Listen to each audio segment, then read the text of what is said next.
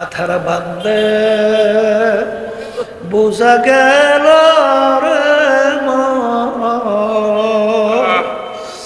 আর কোন দিন মাথা নাড়ার শক্তি নাই।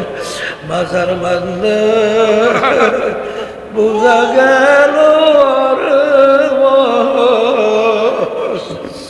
আর কোন দিন উঠে বসার শক্তি নাই।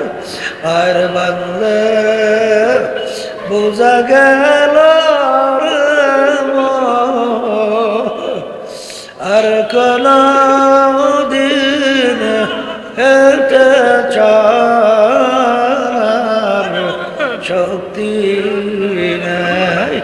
এখন দুনিয়ার দিকে তাকাইয়া দেখো, এই আমার বড় লোক বাবারা, ধনী বাবারা, যারা আজকে কামাইয়ের ব্যাপারে হারামকে হারাম বলো না, ঘুষকে ঘুষ মনে করো না, সুদকে সুদ মনে করো না, সাদাবাজি চান্দাবাজি করতে মোটেও যারা চিন্তা করো না, পরের মাল ঠগাইয়া নিজের সম্পদ বাড়াইতে চিন্তাও করো না। আর এখন এই সম্পদ দিয়া কার জন্য রাখো? বাজার ফরিদপুর গেছিলাম, এক বড় লোক মারা যাওয়ার পরে শুনতেছিলাম যত অন্ধকার হয়ে আসতেছে, ঘরের ভিতর থেকে ডাক দিয়া বলে তাকে রাত্রে ঘরে রাখা যাবে না।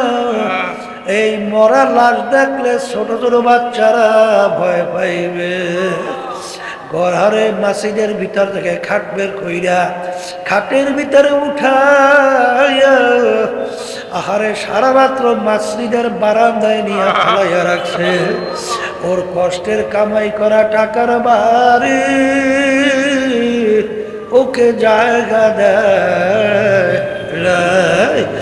এ দুনিয়া আমার পাগল বাবারা, যারা দুনিয়ার পিছনে পইরা স্থায়ী জিন্দিগি আখিরাতের জিন্দিগি বলছো, সেই বাজানদেরকে বলবো, পর্দালে মা বোনদেরকে বলবো, কিয়ামতের ময়দান একজন আর একজনকে প্রশ্ন করবে, ভাই কামলা বিছনা আমরা দুনিয়ার মধ্যে কতদিন ছিলাম?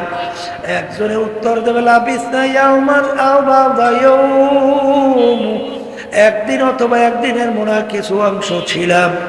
আর একজন বলবে না না না ফাসআলিল আদি, যারা হিসাব রাখছে তাদের কাছে প্রশ্ন করো, আমরা দুনিয়ার ভিতরে কত সময় ছিলাম? আমার তো মনে হয় আমি ঘরের এক দরজা থেকে ঢুকলাম, অন্য দরওয়াজা থেকে বের হয়ে আসলাম। ঘরের দরজা দিয়ে ঢুকলাম, বের হইলাম, এরকম ঢুকলাম বের হলাম, এরকম তো আমার দুনিয়ার জিন্দিগি মনে হয়।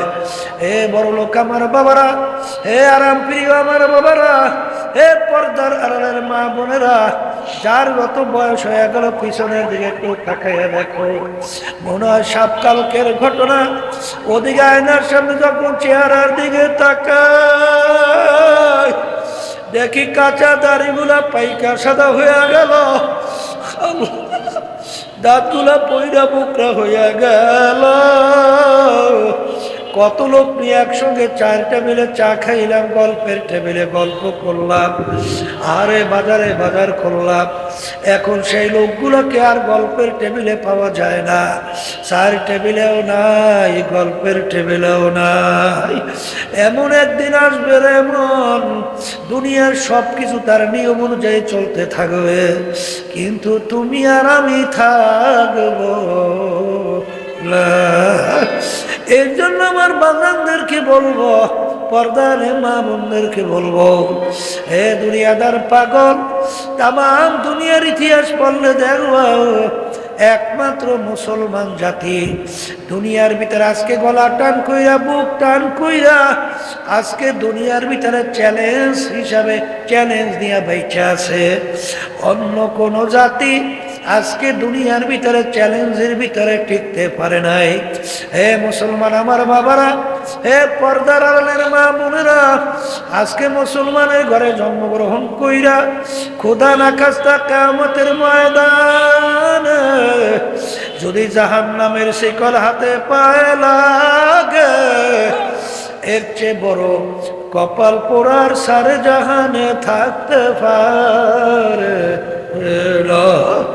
এই জন্য আমার ভাইদেরকে বলবো, পর্দার মা বোনদেরকে বলবো, এ আরাম প্রিয় আমার বাবারা, আজকে একটু শরীরে ঠান্ডা সহ্য হয় না, গরম সহ্য হয় না, কিন্তু বাজান রে, জাহান্নামের আগুন কেমন তেজের হবে আল্লাহ রাসূল সাল্লাল্লাহু আলাইহি ওয়াসাল্লাম বলেন, দুনিয়ার আগুনের চেয়ে 70 গুণ তেজের আগুন জাহান্নামের আগুন। আল্লাহ আপনি আমাকে আমাদের সবাইকে মাফ করে দিয়ে, বাজার ওই আগুনের ভিতরে কেমনে জ্বলবা, ওই এক সেকেন্ড আযাব সহ্য করার শক্তি দুনিয়ার কোনো মানুষের নাই। এই জন্য আমি বলবো, মুসলমানের ঘরে জন্মগ্রহণ কইরা যদি জাহান্নামের শিকল লাগে, এর চেয়ে কপাল পোড়ার সারে জানে হইতে পারে নাই।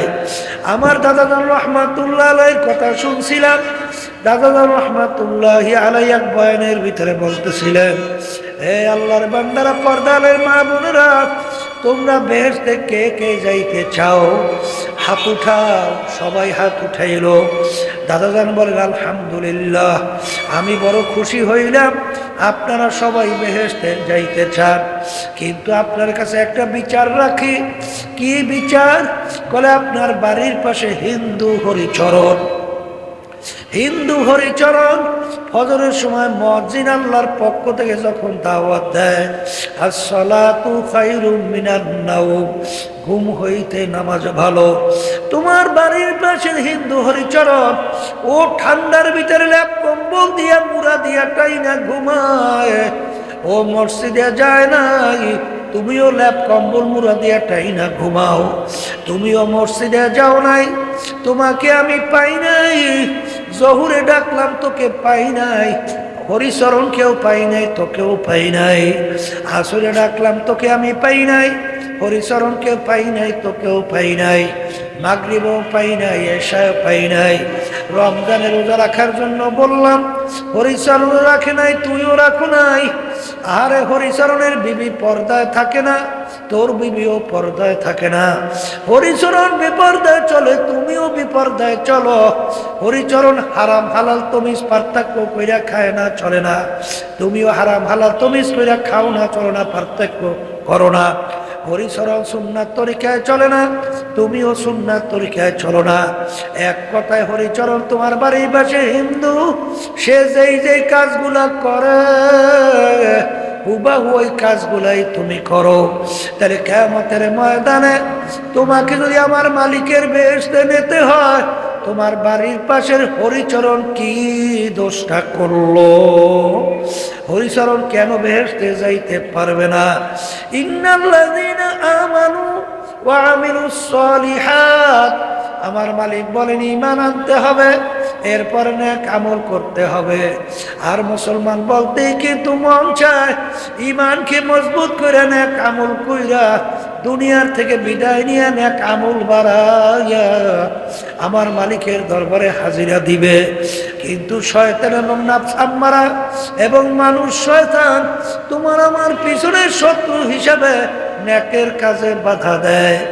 এই শত্রু থেকে বাঁচার জন্য আমার মালিক বলেন, কুনু মা'আস সাদিকিন, এক জামানা সোহবতে বা আউলিয়া বেহতার সাদ সালে তাআত বেরিয়া সহবতে সালেহ তোরা সালেহ কুনাদ সোহবতে তালেহ তোরা তালেহ কুনাদ গেলে খুশবু ইদার হাম্মাম রোজে রসিদাস দস্তে মাহবুবে বাদাস্তাম। কষ্টি পাথরের সঙ্গে লোহার সম্পর্ক তৈরি হলে ওই লোহা স্বর্ণে পরিণত হইয়া যায়। তুমি যদি একজন নামাজীর সঙ্গে সম্পর্ক রাখো, সাদিকিন বান্দাদের সঙ্গে সম্পর্ক রাখো, একজন জাকিরিনের সঙ্গে সম্পর্ক রাখো, আল্লাহর ফজল ও করমে তুমি একজন বাজার দামি মানুষ, জাকিরিন নামাজি হইয়া যাবা। এই জন্য আমার বাজানদেরকে বলবো, পর্দারে মা বোনদেরকে বলবো, আমার আব্বা যেন বলতেন, দাদা যেন বলতেন, যার পীর নাই বাড়ি, যার মুরব্বী নাই, ওর মুরব্বি হয় শয়তান। এই জন্য পরীক্ষামূলক দেখবেন, যারা সাদিকিন বান্দাদের সঙ্গে সম্পর্ক রাখে তাদের ঈমানের অবস্থান, তাদের আমল নেকের অবস্থান তাকাইয়া দেখবা। যারা সম্পর্ক রাখে না, রাত্র পার্থক্য। আমার মালিক বড় দয়াল, আমার মালিক বড় মায়ার। যখন ঠান্ডার ভিতরে মালিক মাহফিলে নিয়ে আসছেন, দুই হাত মালিকের দরবারে তোলো, দুই চোখের পানি ছাড়ো। মালিকের দরবারে মাপ চাও। যদি মাপ চাওয়ার মতো গুনার থেকে চাইতে পারো, শুধু মাপ করবেন গুনাহ তাই না, আমার মালিক তোমার আমার গুনাহকে নেকের দ্বারা পরিবর্তন করবে। আল্লাহুম্মা আমিন। এ ঘরের মেয়ে লোকেরা হাত উঠাও, গুনার কথা মনে করো।